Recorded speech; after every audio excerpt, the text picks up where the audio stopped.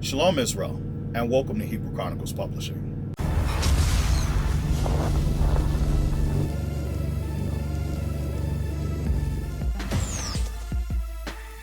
On today's segment, we're going to be discussing how to increase your word count. Now, this is important because depending on the length of your story, how many words you have is going to determine how big your book is and how small your book is. But me personally, I'm the type of writer that likes to stay within the sweet spot, which is 300 pages. More than likely, it's around 45 to 50,000 words, depending on the font size. And the reason why I like to stay within 300 pages because it's not too long and it's not too short. Because Israel has a short attention span and we hate reading anyway. So let's get into it. The first thing you're going to need is a plot. Now, the plot is the main part of the story. What your story is all about. It's pretty much going to be your Ecclesiastes chapter 12 and verse 13. Okay? The whole end all be all. And depending on what your story is about, let's say it revolves around a princess. And the whole thing is her trying to get married. So that's the main part of the story. Her getting married. That's what the whole story is going to be about. Which is going into the next thing, which is your character arc. Your character arc represents your character development.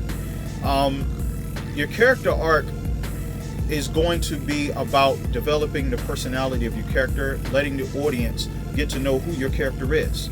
You know, their likes, their dislikes, their personality. Are they headstrong or are they very submissive and shy? And that's going to change. Of course, you don't want a stale character. A stale character is a character that personality, there's no growth in the character whatsoever. That is a disaster waiting to happen. You always want to have growth in your story for your characters.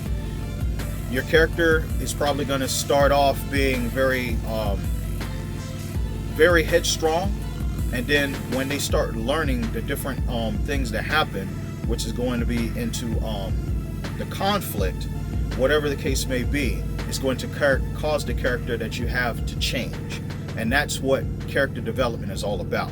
That's what your character arc is for. Is for you. You're pretty much showing your audience what your character is about, their personality, their likes, their dislikes, their growth. You know, the process of them achieving what they are supposed to be doing. Okay. And then the next thing you're going to need after your character arc is going to be your setting. Say, for instance, if you are making a story and it's about a princess and she wants to get married, you want to actually set the stage for your audience. What does the palace looks like? If there is a palace, you never know. She might be in a shack and she wants to get married to this guy that stays in this castle. And the whole part of the story is her getting married to him. Therefore, the plot is going to be driven on different events that occurred that actually allows her to get to this prince, so she can actually start getting in the process of getting married. And you never know, depending on the resolve of the character, that might be the end all be all. Okay. So you have your plot, you have your character arc, and that's in developing your character personality. Then you have your setting. So now you have the castle. It's going to be set in, let's say, 1470 or 1475. Anything before 1450 is going to be great. So that's if you're actually pulling from historical references. But if you're creating your own world, you still want to be detailing, setting the stage so that people can visualize what the place looks like, the surrounding area. Is it going to be located in a desert? It's going to be located in a peninsula, whatever, in the mountains, wherever.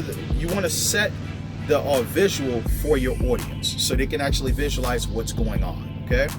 Now, after your setting, you want to place in the conflict. Now, say for instance, your little princess that you're creating, that she wants to get married. Now, she has to go from this shack to this palace. What's going to be hindering her from getting to the person that she's going to be marrying? You never know. She might have been invited to a beautiful banquet, and she actually is going to get dressed up, and she has to go to this the showing. Now, there's going to be multiple women there, multiple brothers there, and all of them are going to actually be having a ball, having a party. You never know, celebrating the Lord's feast days. And she's on her way there, and then something happens where she might get kidnapped or something like that. God forbid, but you have to have conflict in your story. Sometimes it's not appealing, and sometimes it might make the reader kind of shake up a little bit, but that's the thrill of reading, because you never know what's going to happen next. Okay, so that might be your conflict, which goes into the next thing, which is the resolve. How the story ends. Some people, such as myself, like ending stories on a good note. When I wrote the 12 Tribes and the Power of the 7 Churches, I ended it with a victory for the Most High. The army of God went in, destroyed the heathen, got what was necessary, and started to rebuild the kingdom. And the kingdom was set in order.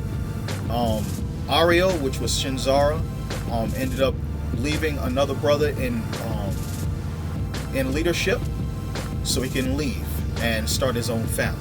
That's how I ended the story. Beautiful story. The ending was great, and that's your resolve. The resolve is how you end your story. The resolve is how you clear up the conflict.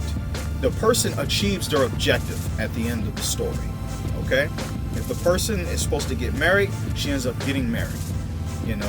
And if the story is about conflict, war, guess what? The end of the story should be ending in a victory. So that's all I have for you today. Hopefully, I've answered some of your questions. If you have any other questions, make sure you place them down below in the comment section. And as I always say, Israel, we have to support each other. And the reason why I put this channel up is to actually edify the people on how to develop great story writing and how to publish their books also, and where to publish your books. I encourage you to visit www.hebrewchronicles.com. We have a lot of content on, from selecting and purchasing books to also being able to publish your own book. I also help publish books, and I also on this channel help advise people on how to write their stories, different methods. So, shalom, Most High in Christ bless. Enjoy the feast day.